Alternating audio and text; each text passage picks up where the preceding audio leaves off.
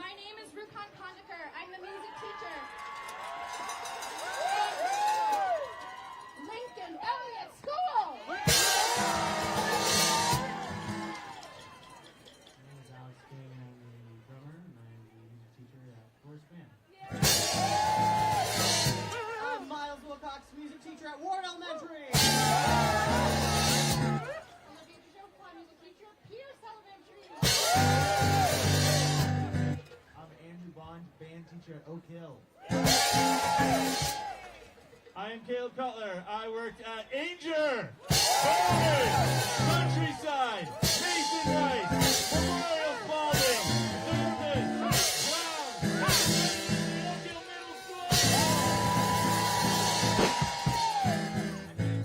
We have a lot more for you. Let's keep going.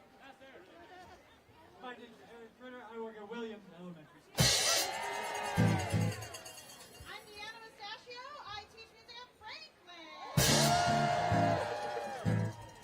I'm Caroline Frick. I teach at Memorial Spalding Elementary. I'm Ryan Press. I'm a Unit C staff at Cabot Elementary.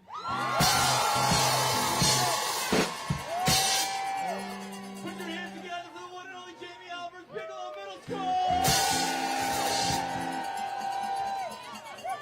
Music teacher at Underwood Elementary. Griffin Maxwell, music at Countryside.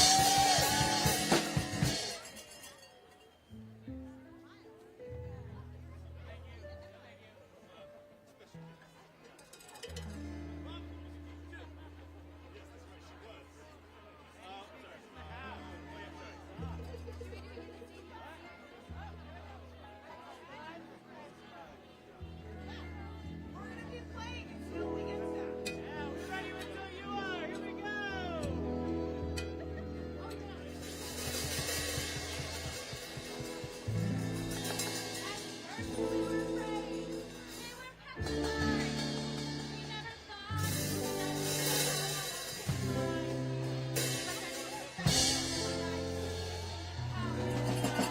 And we grew strong.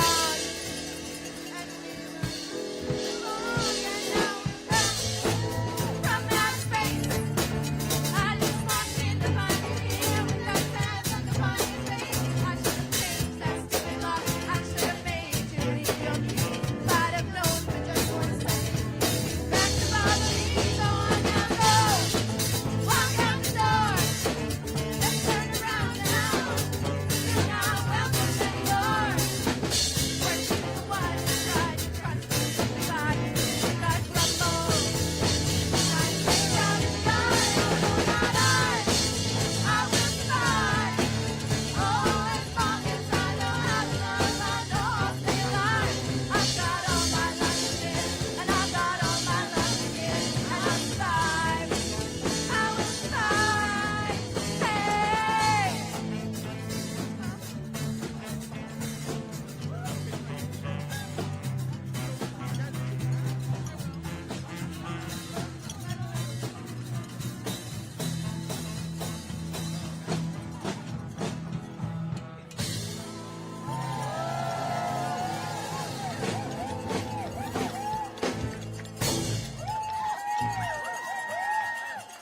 Thanks for keeping it rocking with us.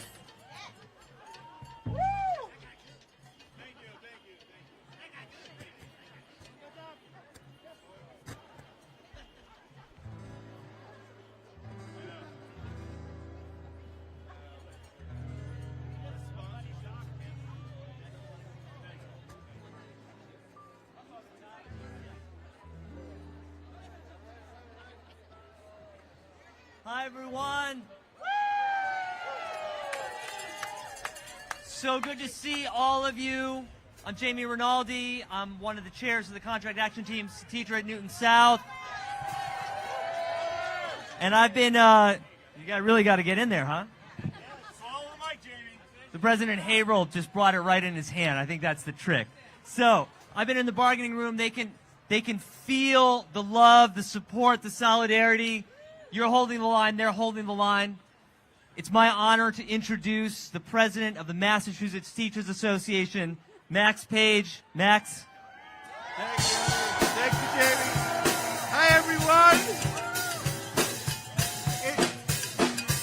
time I'm here, it's like the smile just grows on my face to see the incredible solidarity and commitment of all of you. It has just been a beautiful thing. I look in that room. I know they gave you the basement room, but I look around. I'm like, this is the world I want to live in. Committed educators, talking, debating, working for the common good. That's what's going on in there, and that's what's going on out here. Oh, God. All right, but my main job first is to introduce or say have Deb McCarthy be recognized, our Vice President.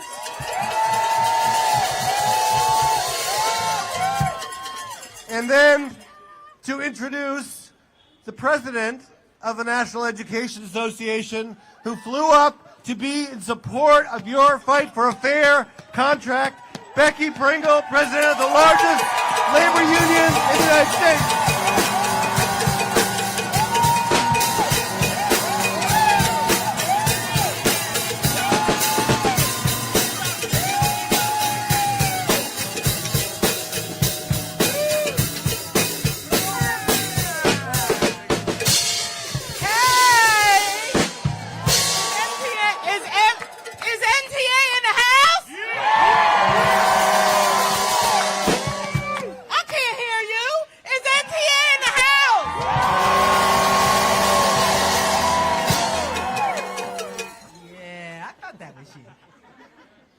I wish I could shut up.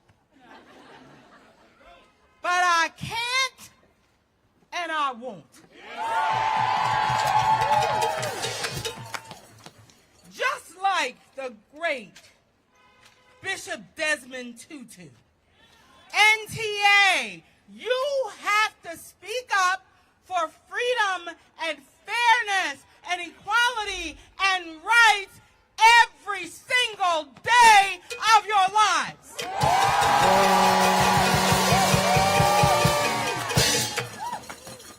I heard tell that you were standing up for a fair contract. Is that right?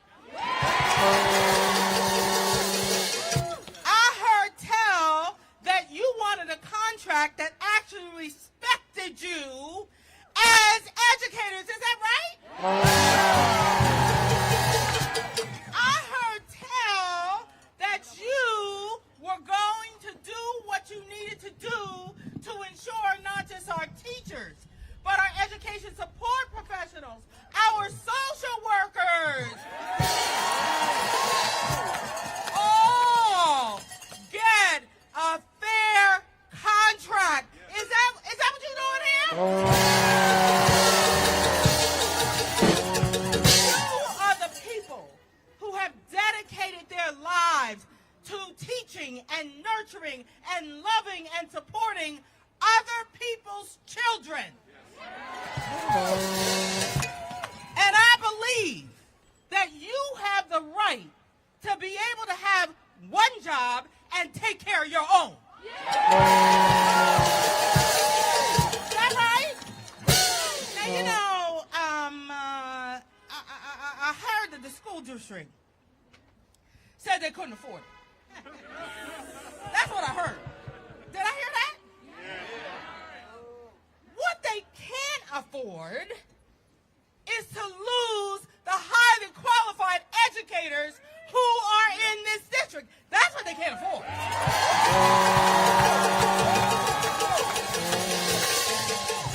What they can't afford is making sure that not one, not some, but every student has what they need and they deserve. That's what they can't afford.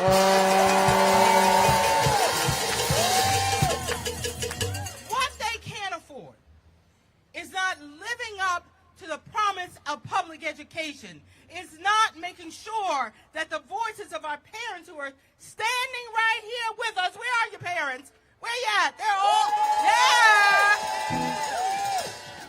They can't afford to not listen to your voices. Because you have dedicated your lives to ensuring that our students, every one of them, has what they need and what they deserve. So I need you to know something. you have the 3 million members of the largest labor union in this country standing here with you.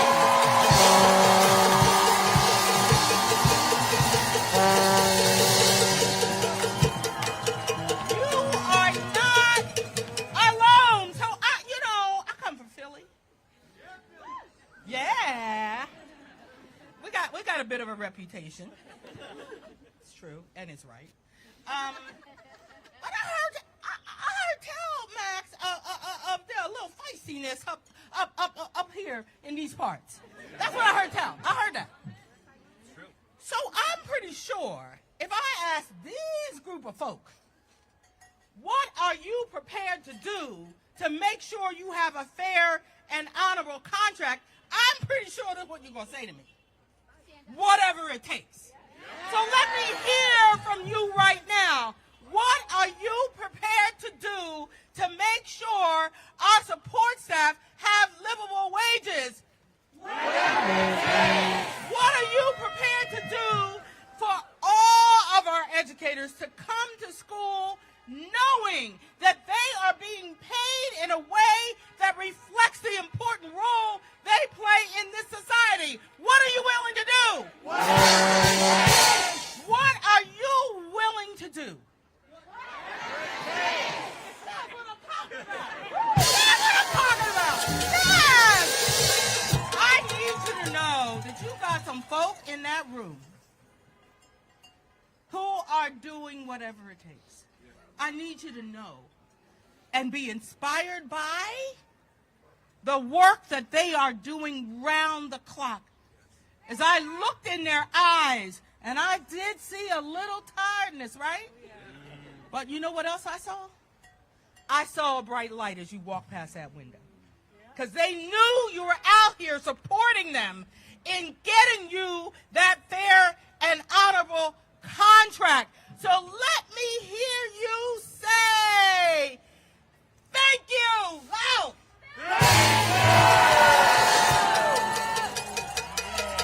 That's what I'm talking about. NEA.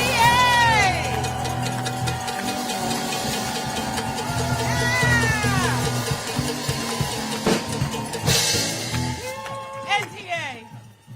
I wish I could shut up. But I can't and I won't.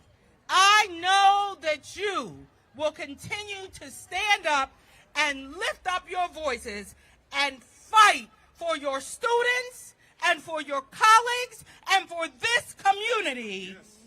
That is what you will do every day, all day. I need to say to you, thank you.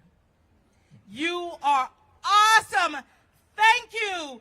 You are the NEA.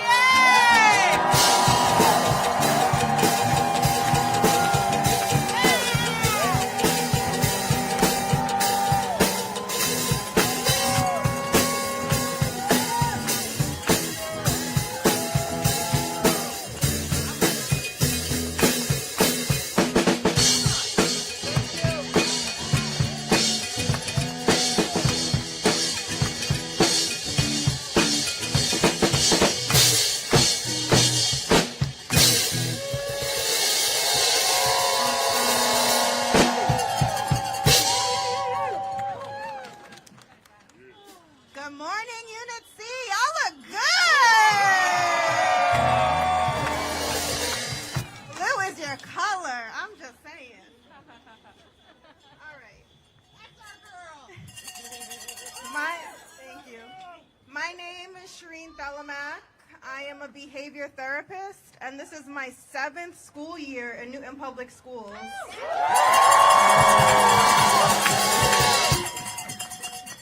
I've had the pleasure of working in the Stride program at the elementary school level. Shout out to Countryside, wherever you are. At the middle school, shout out to Brown, wherever you are. And now I found my home at Newton North. The Stride program, for those of you who don't know, is a significantly sub-separate program This means our students have the highest level of academic, social, and behavioral needs. This requires one-to-one instruction throughout the entire school day, as outlined in their IEPs. When the whole world seemed to shut down and we had the weight of a global pandemic on our shoulders, the hallways of Newton Public Schools were empty. There were no gen ed teachers, no gen ed students, no administrators. The only group of educators who were working our full-time hours in person were those in special education, meaning my Unit C family.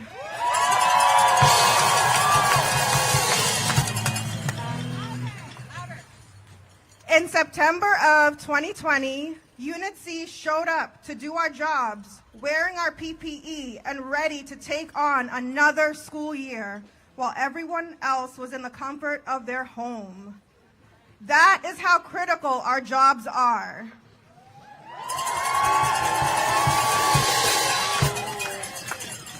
We attempted to recreate a reinforcing environment for our students despite having clear plexiglass dividing us at the desk and our students only being able to see our facial expressions from our eyes up.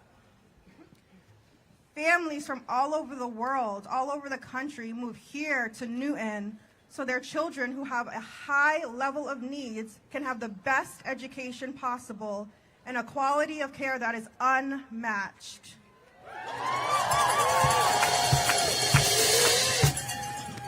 Unit C is the foundation of the special education department in NPS.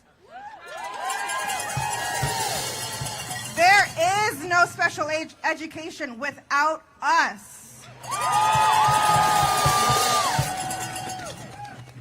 All right, I'm going to talk a little about my STRIDE family. In the STRIDE program, we are highly skilled and trained to deal with crisis situations.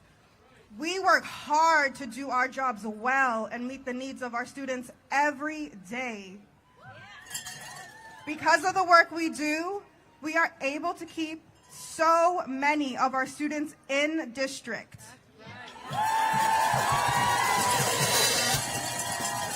Therefore, we are saving the district millions of dollars that they would lose.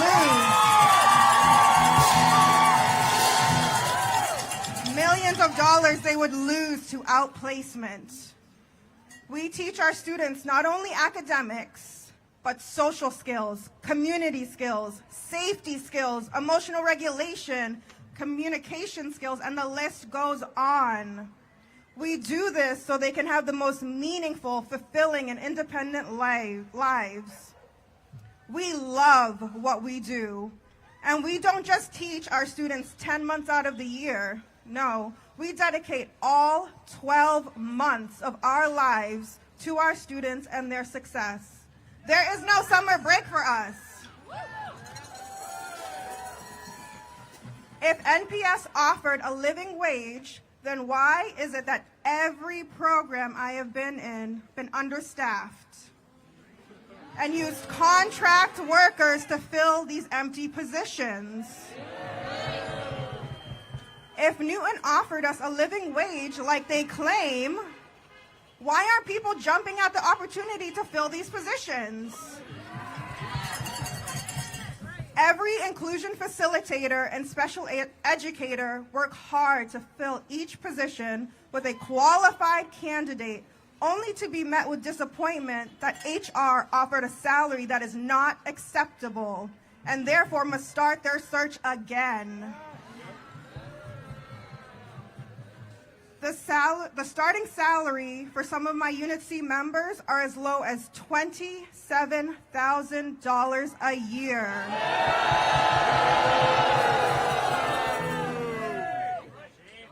This means, hold please, I gotta turn the page. This means having 2 to 3 roommates, having multiple part-time jobs, having a commute of an hour or more to get to work, all while working towards master's degrees and deferring our dreams of starting a family, owning a home, because we are living paycheck to paycheck.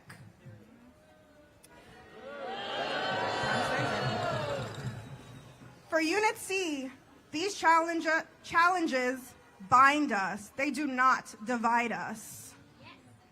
So I want to say thank you to our Newton Teachers Association for all the hard work in the negotiation room. Y'all are awesome.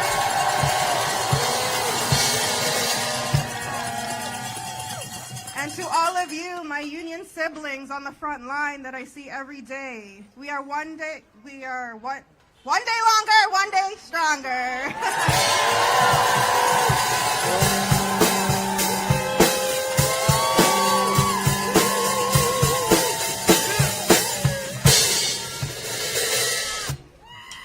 Hello, everyone.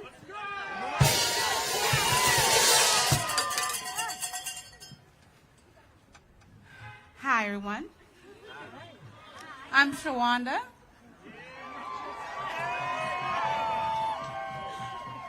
I'm a behavior therapist at Newton North.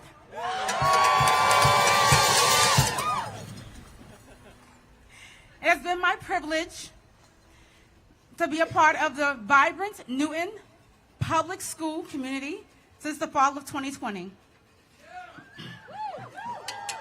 I joined in this incredible team during the challenging time as the shadows of COVID loomed in the halls and everyone was navigating the complexity of teaching during the pandemic. Despite the uncertainties and the risk, I took on the job because I genuinely love what I do. I've had the privilege of working at every level: elementary, Zervis, hey, Cabot, welcome me for the summer, middle, hey, Brown, and now my home at Newton North. But what I'm really here for is talk about Unit C. I want to shed light on the incredible work that Unit C is doing, particularly what I do as a Strive behavior therapist.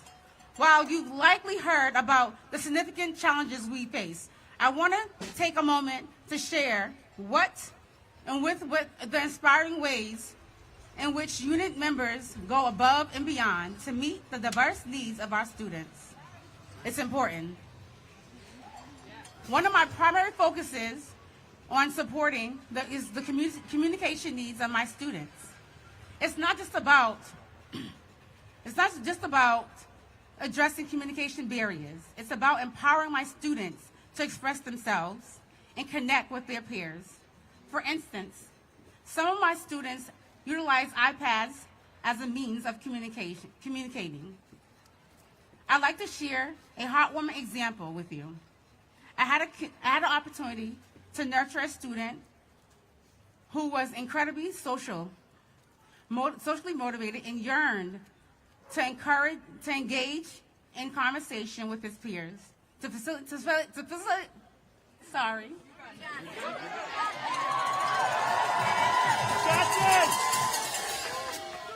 aid him with this. I worked closely with him, and so did my coworkers aid me with these goals.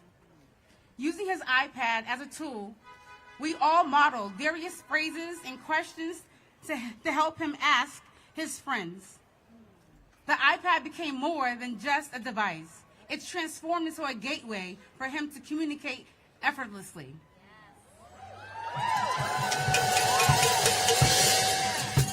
What we call an AAC device is actually an alternative communication device. It's not just a set of buttons. It's an entire language that I and Unit C members dive into. We take the time to understand the nuances of each tiny button as the device becomes and recognize each one that holds the key to give our students a voice.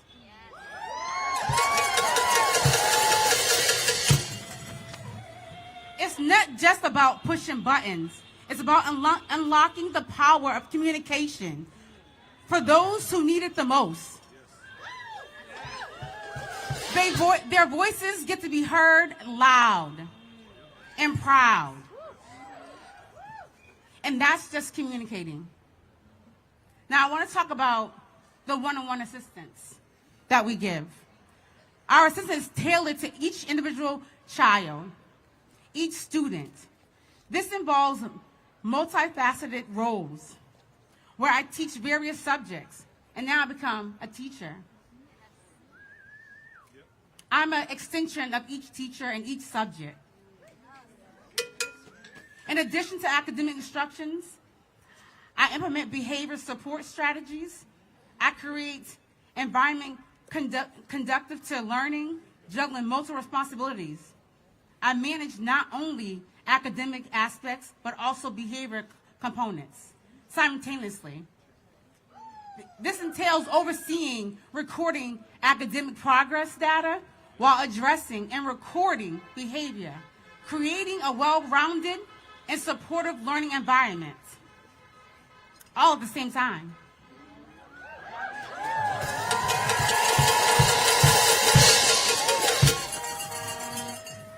The ability to simultaneously integrate academic support with behavior management is a testament to the dedication and adaptability required in our roles as behavior therapists. That's right. At any given moment, there could be a behavior, and we could be left with multiple children at one time, leaving children out of whack with their IEPs. Although I am not a nurse, I'm kind of a nurse. Now I'm attending to my children's medical needs. There are medical needs of our students. I play a crucial role in supporting students with their medical needs, ensuring their health and well-being at all times.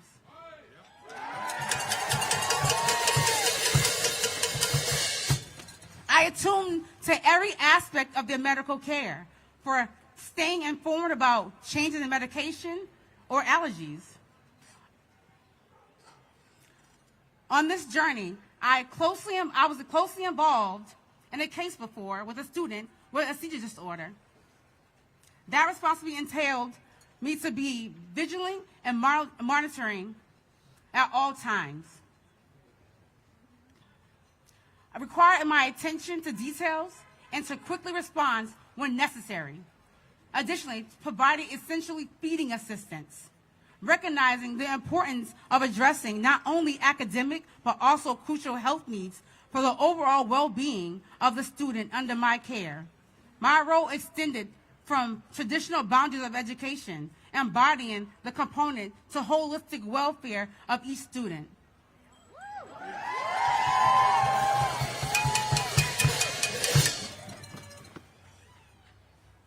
So I became a speech therapist.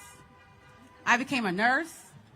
I became a teacher in my roles of BT. And now I'm becoming a community activist.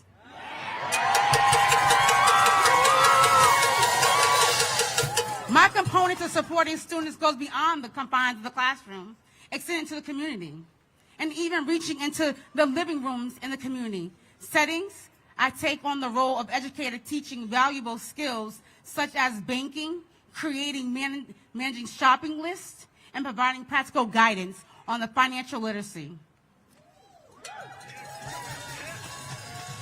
As part of the STRIVE program, I am deeply involved in teaching various daily living skills, from imparting essential cooking skills, demonstrating proper techniques for personal care, like showering, dressing, and grooming. I'm dedicated to enhancing the students' abilities to various aspects of daily life. Students master folding pants or hanging a shirt. Oh, it's a party.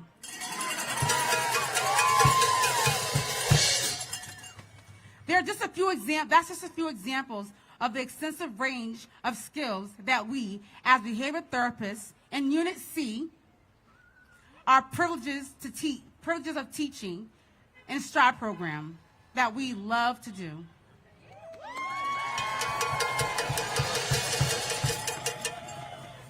Our goal is to empower students to navigate their daily lives with confidence and independence.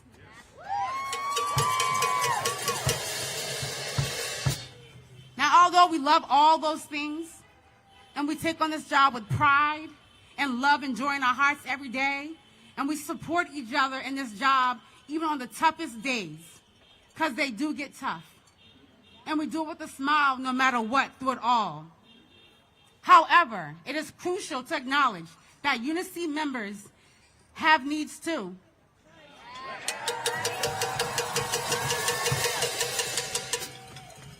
Living off $27,000 in Massachusetts is a significant challenge. That is some of Unit C's reality. We need to pay rent, eat healthy, and not just survive, but thrive.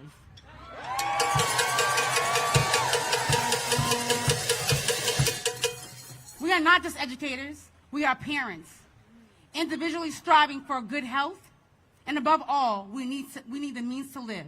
So, to have healthy students getting better care, Unit C members need to pay rent, Unit C members need to eat, Unit C members need to be healthy, Unit C members need to be good parents, Unit C members need to be just to live. We will not let the school committee or this mayor forget. This city needs Unit C.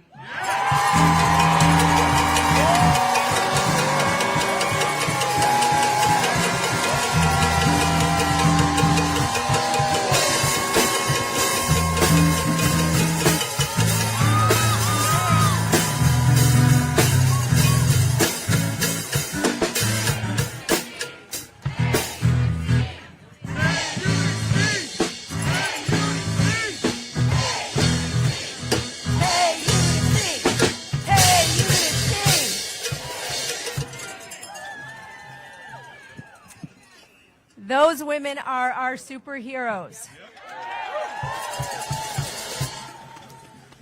My name is Jess Wilson. Okay, that was cool. And I am not an educator, but I am the daughter of educators. I am the proud wife of an educator.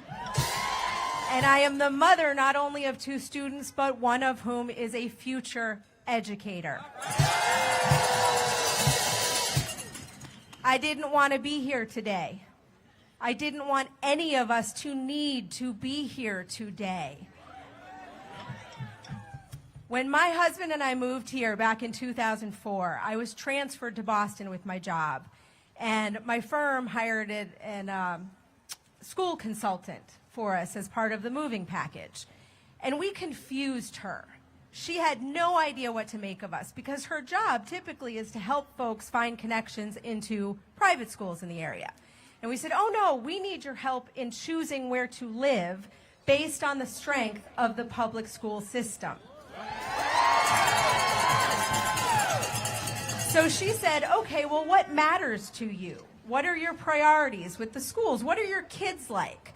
My kids were 1 and 3. She said, well, are they athletes or is math and science important? And I said, they're 1 and 3. So we started looking conceptually at what mattered to us. And we decided that inclusion was really important.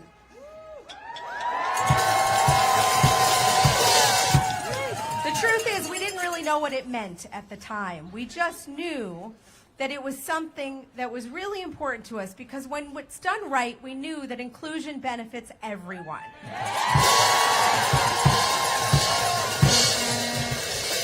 We knew that every child deserves and has a fundamental right to a free and appropriate public education alongside their peers. But we did not know yet that inclusion is a living, breathing organism, that it is not just an ideology, but a practice, that it is a practice that takes forethought and planning and constant updating and tweaking and bobbing and weaving and endless creativity and imagination to will it into existence every day. And we certainly had no idea just how much of that depended on paraprofessionals to work. Some students need mobility aids, like wheelchairs or crutches, to access the classroom. Some need technology, like hearing aids or Braille. My child, and so many like her, need the people of Unit C.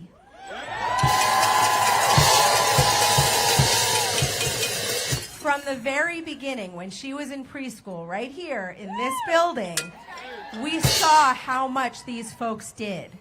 They translated, they scaffolded, they differentiated curriculum on the fly. We can sit in our IEP meetings and make all the plans in the world, but they are meaningless without the aides who execute them. They are the ones in the trenches. They are the ones sitting on the floor with our kids, giving them the tools they need, setting them up for success, helping them with every part of their day. They are our children's access to education. And in our case, they were and they are so much more than staff. They are family.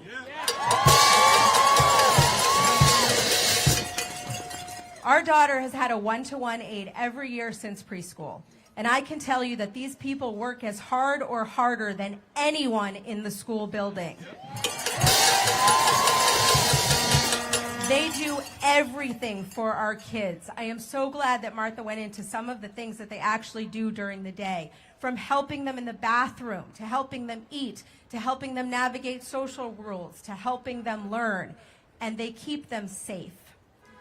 In middle school, my daughter began having catastrophic seizures. Ms. A, who is in this crowd somewhere, was by her side every time, keeping her safe, literally keeping my child alive. There was no scarier nor more stressful job in that school building, nor any that required more vigilance or skill. Yet the woman who did that job with love and tenderness and an indefatigable sense of humor was paid less than she would have made folding shirts at the Gap.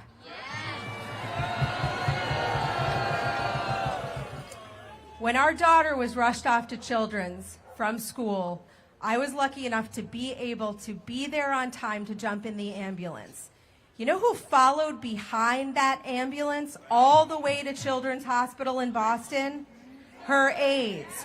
Who does that? Unit C! Unit C!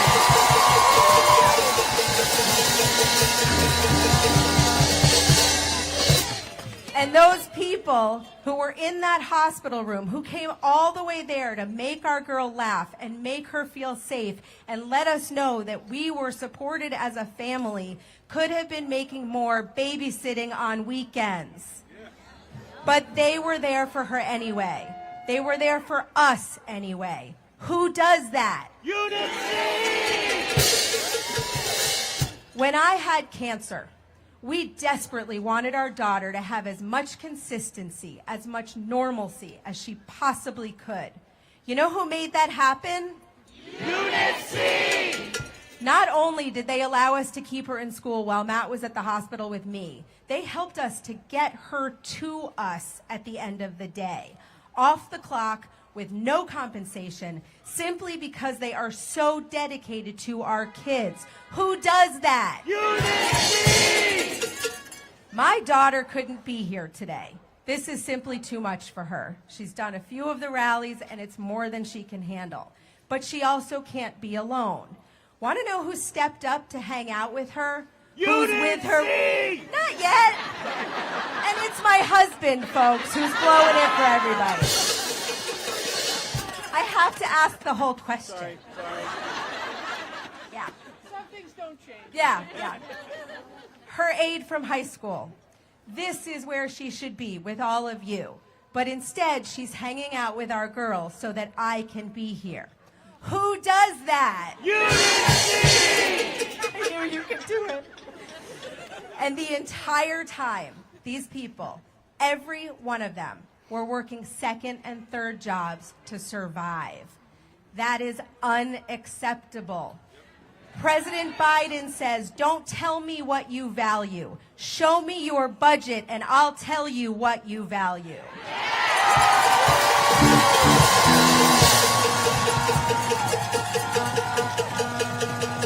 Folks, we do not value Unit C. We can say that we do, but until we pay them what they are worth, until we pay them a living wage, we do not value Unit C. We don't recognize the amount of work that they do or the level of skill that it takes to do it well. We don't value their dedication, their love of our kids, their support for our families. We don't value the fact that they are our kids' access to education. It's long past time to change that. And I'm so grateful for everyone who has taken up this fight for Unit C, because they are vital to this community, because they are a foundational part of the school system, because inclusion does not exist without them.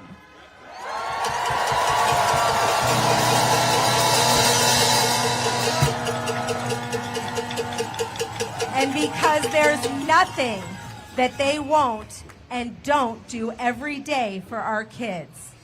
We are fighting for them because they are family. Thank you. Hold the line.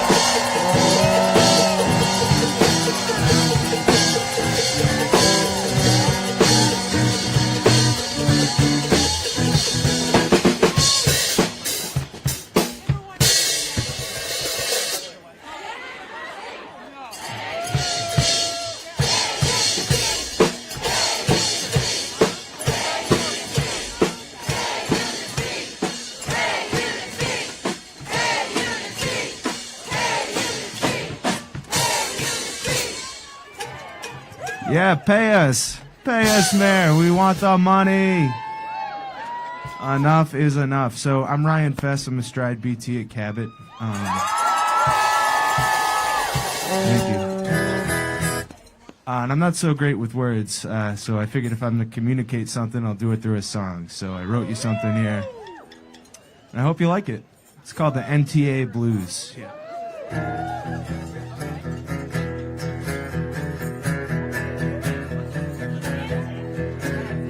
We've been standing out here wearing these NTA blues. We've been standing out here wearing these NTA blues. Hey, hey, man, Fuller, you know I've been paying our dues. I said we want fair wages and modern paternal leave. I said we want fair wages and a few more social workers, please. Hey, and while you're at it, man, how about a living wage for Unit C? I said enough is enough. We need a fair contract now. I said enough is enough. Yeah, we need a fair contract now. Spend the day in our shoes. Tell me, can you feel our blues?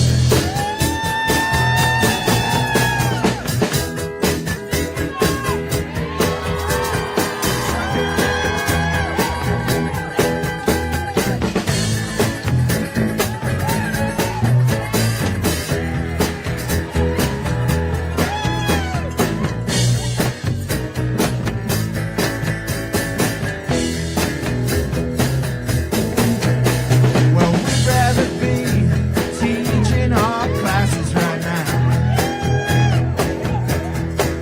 I said that we'd rather be teaching in our classes right now. Until you do what's right, we're gonna carry on somehow. Hey, I said one more day longer than you. Yeah, I said one day longer than you. Or we'll be freezing out here, repping these NTA blues.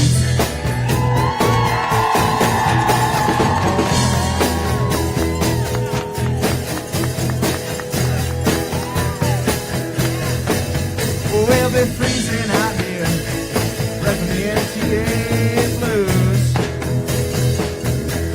Man, Fuller, we're gonna show you. We're gonna do what it takes. Make sure we don't lose.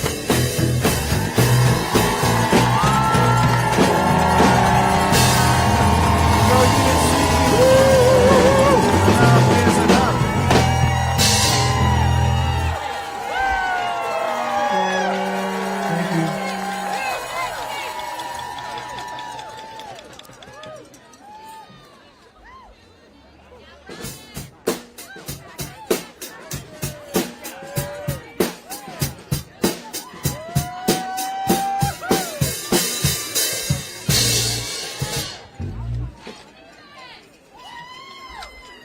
hard to follow after that. Good afternoon. My name is Stephen Linane, and I'm a Unit C teaching aide with Community Connections. For those of you who don't know, Community Connections is one of Newton's many special education programs. It's a community-based transition program that serves the oldest and some of the most vulnerable students in this district. We work with young adults ages 18 until the day before their 21st birthday with intellectual disabilities. The Community Connections team is made up of some of the hardest working, most empathetic, and passionate educators I've met. They include 4 inclusion facilitators, a social worker, an employment specialist, an SLP, and a group of TAs and BTs. And it's this incredible and dedicated group of Unit C staff I want to tell you about. As Unit C staff, we help our young adults develop a wide variety of skills that they're going to need when they turn 22. This includes how to live independently, work skills and job training. It includes developing coping, relaxation, and social skills, and how to navigate the community safely, among many, many other things. And we do the vast majority of this work not in a classroom, but out in the community itself. You might see us out at one of our work sites, like over at City Hall, where we assist our students with sorting and delivering mail to all of the offices, including the mayor's. Or at the food pantry, where we help our students bag food before it's donated. You might find us at some of the grocery stores around the city, where we support our students in finding items that they need for our various cooking groups. Or on public transportation, where we navigate the uncertain and many times unreliable MBTA to go on community trips that our students plan to places like restaurants, bowling alleys, arcades, museums, and we are out in the community regardless of the weather, year-round. We provide a safe place for our students to make mistakes and work through what can be the most stressful and anxiety-provoking experience for our young adults in turning 22 and leaving the public schools.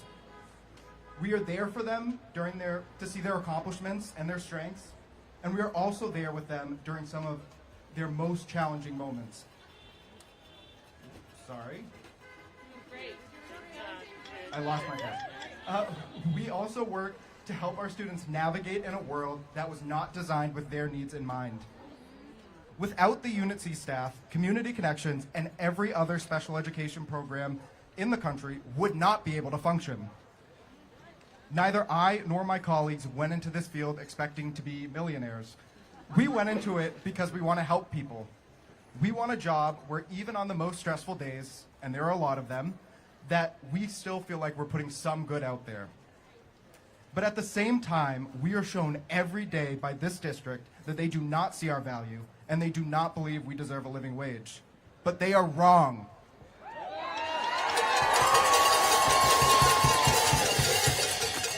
The first 2 years that I spent with this district, I lived paycheck to paycheck.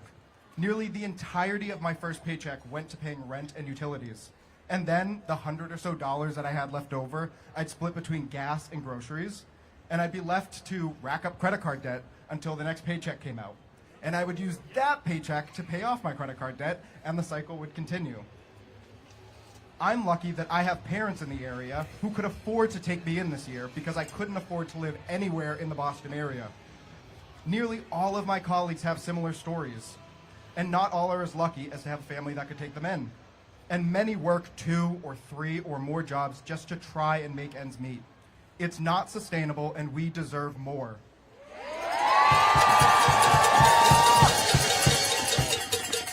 And if Mayor Fuller, Chris Bretsky, and the school committee don't see our value, well then shame on them. I'd like to see them try and do our job.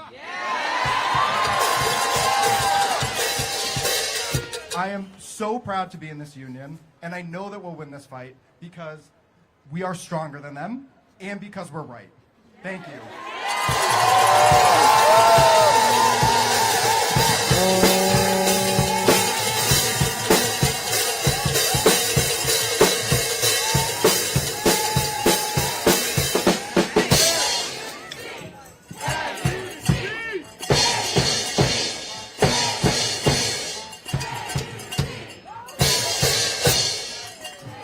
Hi, everybody. Hi. I'm Julie Dorf-Nielsen, a proud Unit C employee from Burr.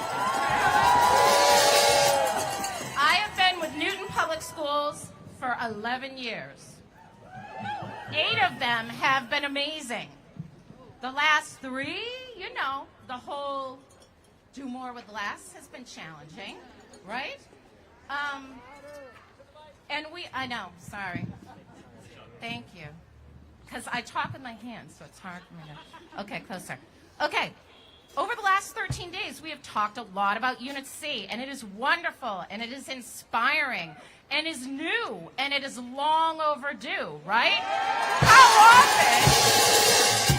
How often are we talking about how hard Unit C works and how much we do? It's not often. We've heard over the last 14 days about low pay, multiple jobs, physically, mentally, and emotionally draining days, and it is all 100% true. I want to focus on something slightly different today, something I'm worried about, the Unit C pipeline. In my building, there are 2 groups of Unit C. One group I'm going to call the seasoned Unit C. We're like your favorite cast iron skillet. We have 8+ years of experience. We love doing what we do. And we have new Unit C in our building who usually have a year or 2 of experience. And they are some of the most wonderful people. I hope I don't get emotional, but I love my Unit C. They are typically people who are in their early mid-20s, and they bring such fun, light, life, and dedication to our building. And they are educated, hardworking, wonderful human beings. Yes. Love you, Steve! Love you! But they can't afford to stay in these jobs.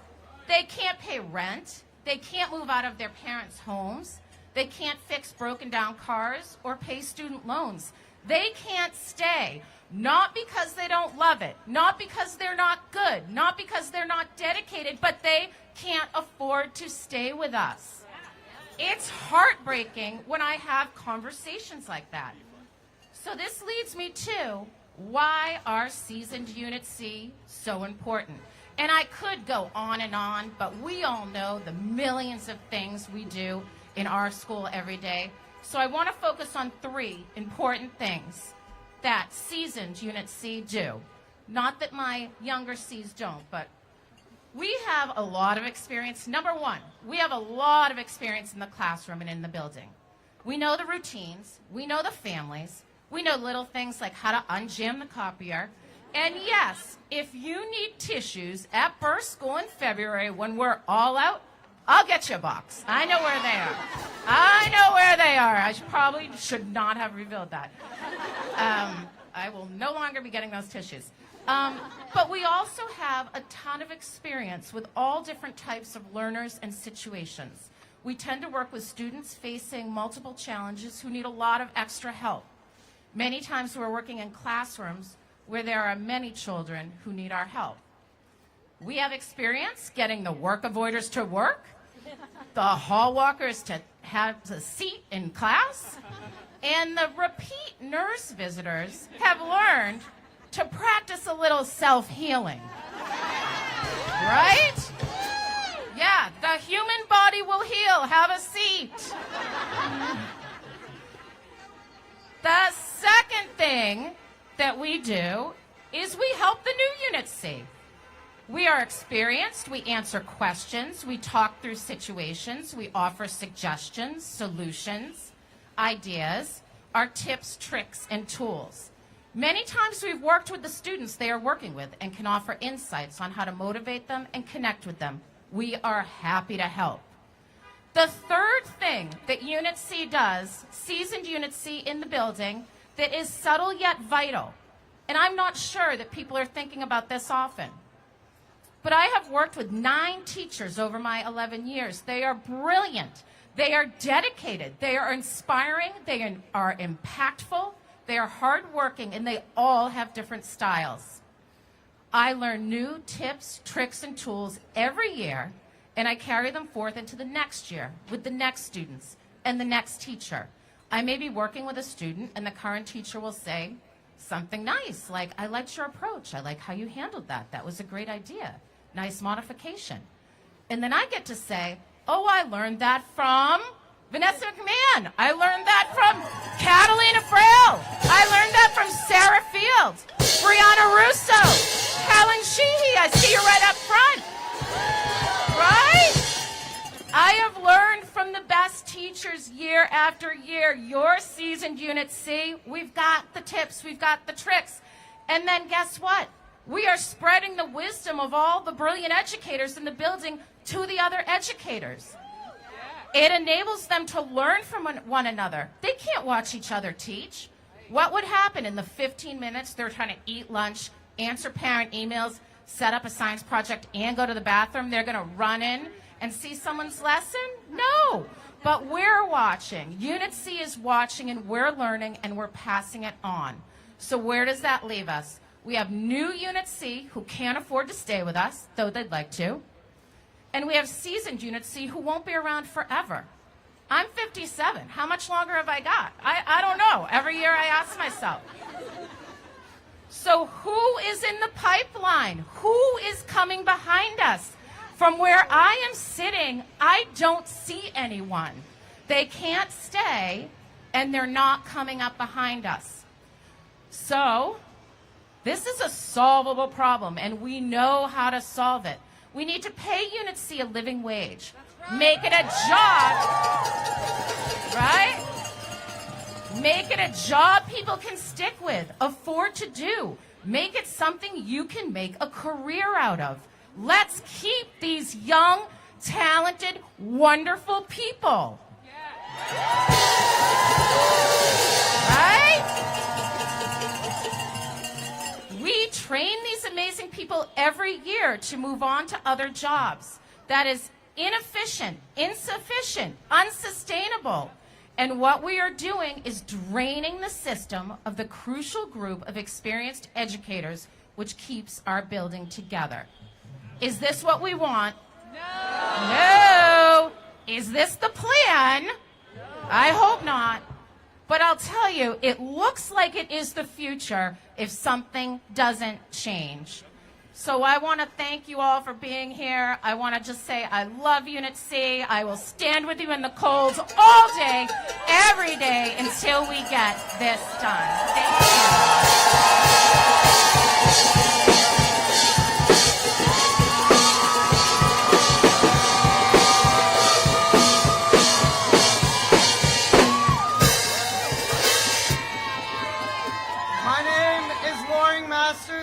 I'm the SEL interventionist at Bowen, an extension of the mental health team. I joined NPS just about 8 years ago, but as my students would say, I've been working with kids since the late 1900s. In childhood, I was managing my own social, emotional, physical, and learning disabilities while trying to be a regular kid. And that lived experience frames every day of the work that I do. In September, I spoke at a school committee meeting, and I wondered if we might be more appropriately named Unit Unseen. Unit Unseen because when we excel, our students shine in the spotlight and we fade from the scene with intention like stagehands. Unit Unseen because so many of us, like myself, grew up neurodiverse and misunderstood in school, and we show up to be the grown-ups we needed as kids. Unit Unseen because the conversations about our compensation continue to make obvious how little the school committee values our contributions and how vastly they underestimate our worth.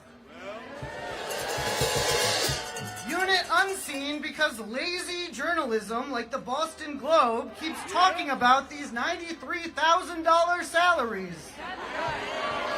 Even though our salaries are public record. And if I work for another 45 years, I will not make that much money. They imply that we are greedy while misrepresenting our reality. Unit Unseen because we're the most racially diverse group in the NTA.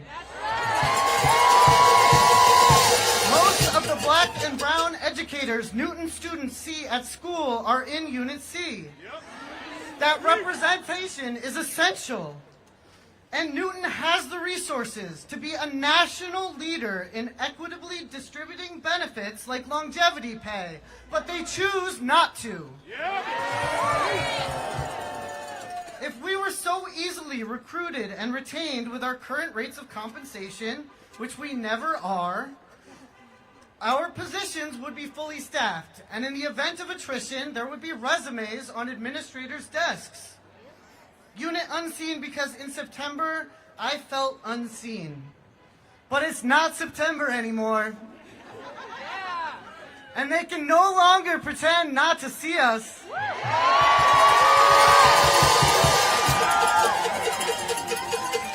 Many of us in Unit C were holding our breath the first few days on the picket lines, wondering if our wages would be the first compromise that we made. But our colleagues on the negotiation team continue to hold the line for us.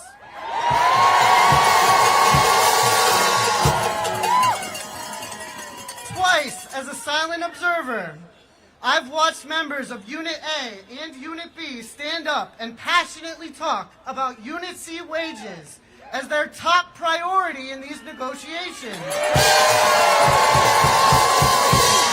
They see us, and they know how much they need us. And they know that right now it's equity and excellence with an asterisk.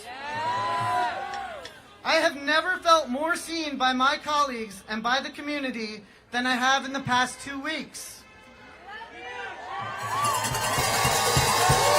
And that's why, not just for Newton, but for all public schools, we hold the line.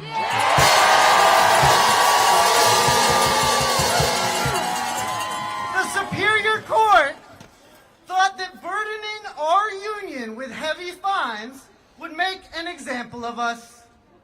Fine. We're Newton educators. Exemplary is what we expect of ourselves every day.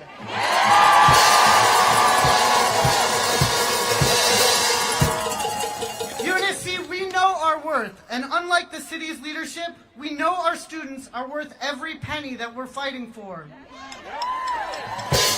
We did not make the decision to strike lightly. Some parents are angry right now, re-experiencing the huge waves of emotion they felt during the pandemic and struggling to self-regulate. We're angry too. Angry it took so long for the school committee to take our strike seriously. And we worry about the kids too. And these big, dysregulating feelings, they make sense. The behaviors we see increasing in our schools make sense too.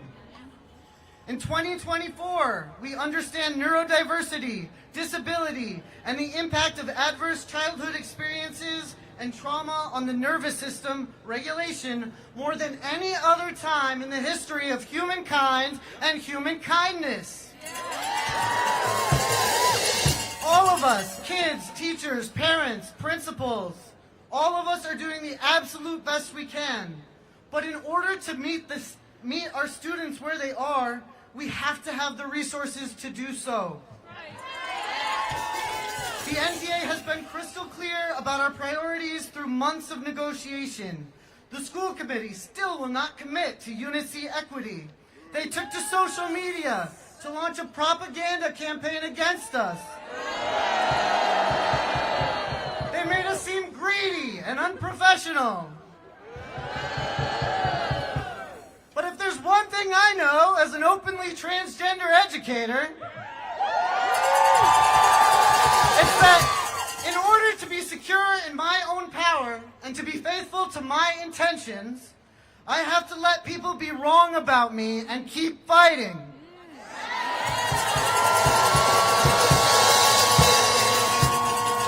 I was born to do this work. I feel that in my soul. I love supporting students in crisis, and I'm great at it because I've been there. I'm 41 with a skeleton that looks 65. After developing an incurable and degenerative autoimmune disease after a complicated and lengthy journey with COVID, I spend hundreds upon hundreds upon hundreds of dollars every month navigating appointments, prescriptions, and our new insurance is wicked expensive. A pay increase would drastically improve my quality of life and my ability to plan for my future, but without it, I do worry that I will have to leave education. And before I finish, I want to talk directly to our students, and I'd ask for no bells, no horns, no drums. If you agree with me, you can sign your Me Too's, and if you want to cheer, you can cheer like this. We miss you so much. We love you so much. Be kind to yourselves right now. It can be really confusing as a kid when different grown-ups in your life are disagreeing with each other, especially when there's lots of anger. Remember that these big feelings and this strike won't last forever. All of this anger comes from how much all of your grown-ups love you. It is not your fault. And it's okay to feel complicated things. Remember your coping skills. Find moments to use those skills and take deep breaths. We are out here standing in the freezing cold, fighting for you to have everything you deserve. School committee, be warned. We will not back down from our demands for Unit C pay. We will not ratify a contract that degrades our humanity. Grow up and stop pretending you are incapable of contextualizing what we are doing within a larger labor movement across the country. Pay us like you see what we do. Thank you.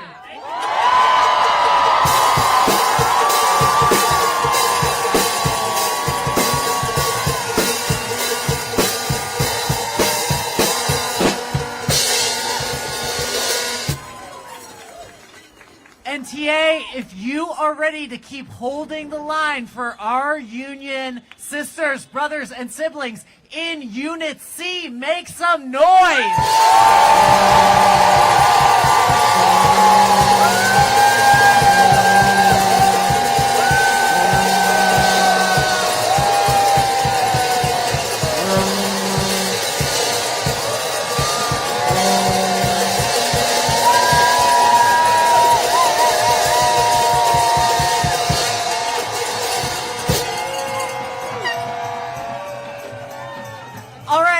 Here's the plan. In just a moment, we are going to make 3 circles around the Ed Center to let our bargaining team know that we have their back and to let the school committee know that the pressure is still on. After that, we're going to take a long lunch. We're going to take a good break.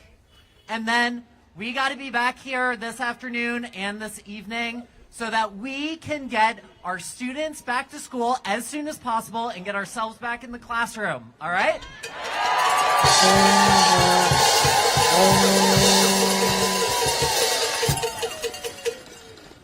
Let's go! Let's go! Go, go!